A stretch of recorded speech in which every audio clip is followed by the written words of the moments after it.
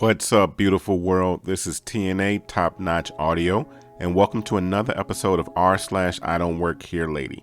Our first story will be, the building owner is painting this apartment. I know, that's why I'm here. And then will be, once a cashier, always a cashier. And then will be, I work there, I work here, I do not work there and here.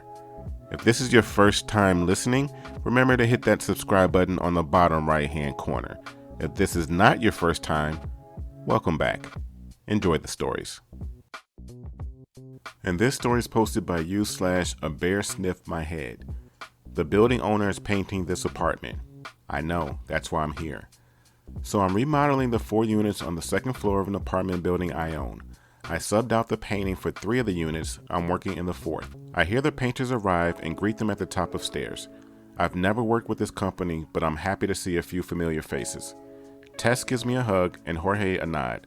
They recently lost their job when the contractor they work for died unexpectedly. I'm glad you guys found work so fast. How is it? She says the crew is great, but the manager is kind of a tool. He likes to yell a lot. We all get to painting. The doors and windows are open because it's hot AF. After hours of painting, I hear yelling. I think, oh, the tool must have arrived. One of the crew says, no, this is the right color. Look, it's right here on the schedule. Tool says, oh, it must have been changed. It haven't.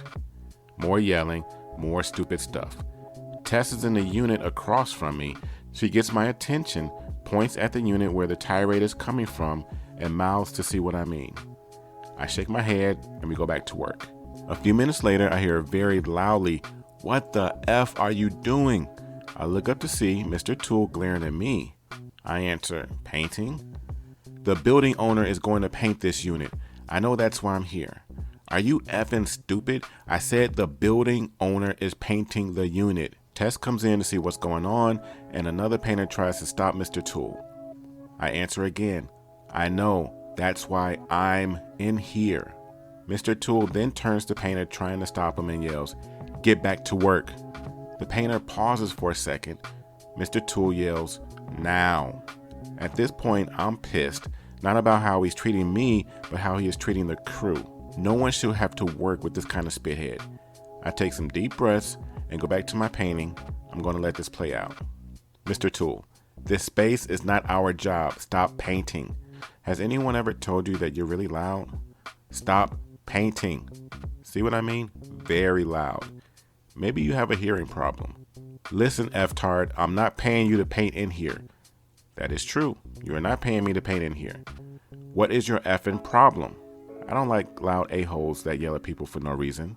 "I have every effing reason to yell at you. The building owner is painting this unit." "Yes, I am." He still doesn't get it, and I go back to painting. "Stop painting." Tess tries to interrupt. Mr. Tool spins around holding his finger in her face. "Don't say a effing word. You are still in your painting probationary period." He turns back to me.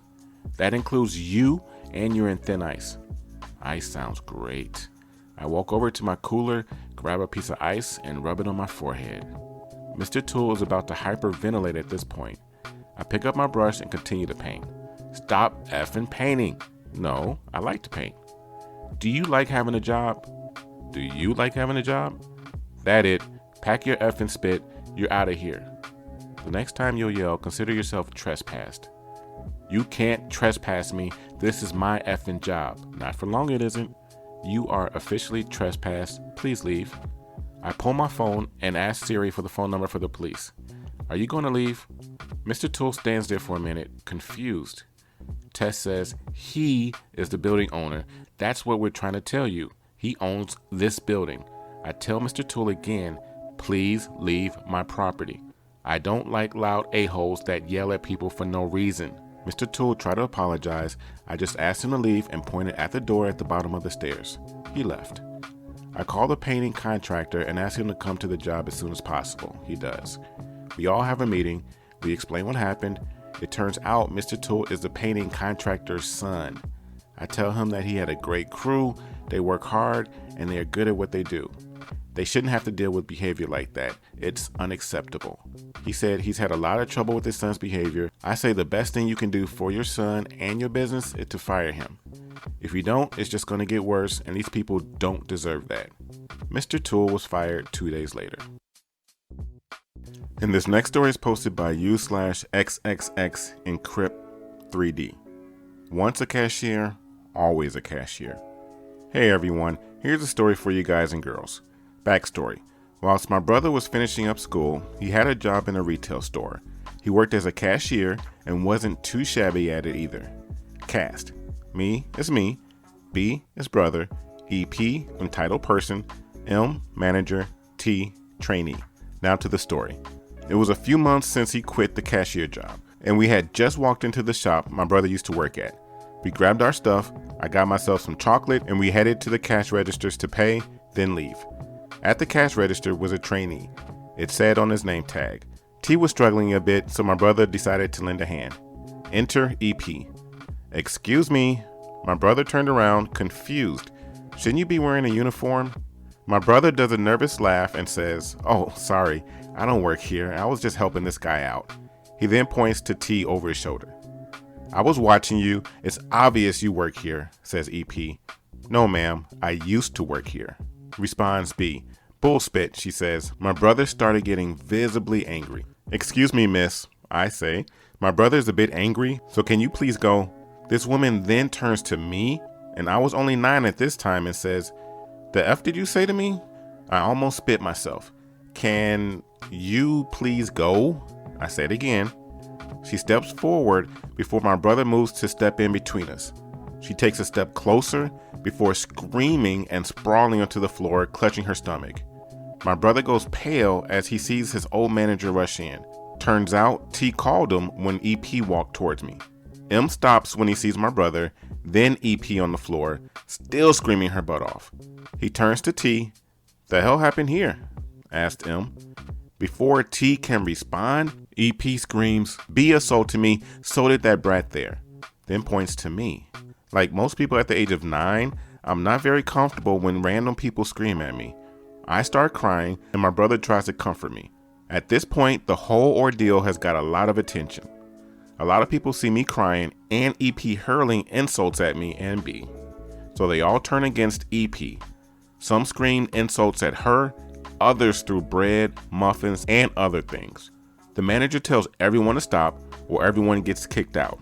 He takes EP's side and starts slamming B and me. Then T comes in. "Sir, EP instigated it." M turns and looks at T, then at EP. "Is this true?" M asks EP. "No, don't believe him. He's friends with B," yelled EP. "Sir, would you like to see surveillance footage?" EP turns whiter than a sheet of paper. "Sure," responds M. Just before, EP bolts out of the store like Usain Bolt on crack. B and me ended up with free groceries and a pretty funny story to tell. And this story is posted by u/cat-and-dog-lady. I work there, I work here, I do not work there and here. For starters, I have 3 jobs: a manager at a fast food restaurant, a volunteer staff member at my church, and one of those makeup companies rep where you make your own hours, pay is all based off commission, and I mostly join to get good discounts on their products that I love and make an extra buck. I've done this for a bit now and love my busy little life. I never considered something like this happening, but here we go. I was at the church doing some things in the kitchen. Because of COVID, we can no longer serve coffee, but before service, I always make a pot for those who come early to help set up, so mostly staff and worship team. While I was in there, a lady I don't know too well, who doesn't come often, came in to talk to me. I don't mind the company, and we started talking, even though technically she was not supposed to be in the kitchen. After the exchange of a few pleasantries is when it all started. Lady: "So you are a manager at X Burger, right?" Me: "Yep. They are super great there, working around my church schedule and giving me special days off for events." Lady: "All right, so I need you to make sure they make my burger right after service. I want no pickles and extra mayo, large combo with a Coke or Pepsi, whichever you have. I'll be by right after church, so have it ready for me, okay?" Me: "I'm sorry, but I'm not working right now. You can call the store and place your order or do it through the app, but I'm working here right now. Lady, shocked. But you are a manager. I need my order placed. I don't want to have to wait in line forever. Me, I'm not on the clock. I'm not in uniform. I have work to do here. Lady, you don't work here. You work at X-Burger. Me, I work here and there. When I am here, I am pastoral staff. When I am at X-Burger, I am an X-Burger manager. I work here tonight. I can show you how to use the app or give you the store number, but I can't place an order for you. Lady, no, I don't want to have to bother with all that nonsense. I'll just have to go to X Taco instead. I just don't understand why, as an X-Burger employee, you can't just make my food for me after church. You work there, it's your job, you get paid to do. After that, she just left the kitchen, which I didn't have much time to think on because I had work to do. She refused to look at me until after service, when she pulled the head pastor aside and was saying something, shooting daggers at me. I paid it no mind. Again, I had work to do, and I didn't want to assume she was talking about me. Whatever she has to say to pastor is none of my business. Just before she left, she came up to me, gave me the most fake smile I've ever seen, and said she was sorry for bugging me when I had so much important work to be doing, and that I should have told her I had work to do. She still rarely comes and acts like nothing ever happened. Pastor never told me what was said, but made a big point to tell me that I was doing a great job that night. Those were 3 great stories. To hear the best stories of the week, click on the video in the top left-hand corner. To hear more Reddit stories all related to what you just heard, click on the video in the top right-hand corner. If you have not already done so, click on the subscribe button in the bottom right-hand corner. Once again, this is TNA, Top Notch Audio. Thank you for listening and have yourself a great day.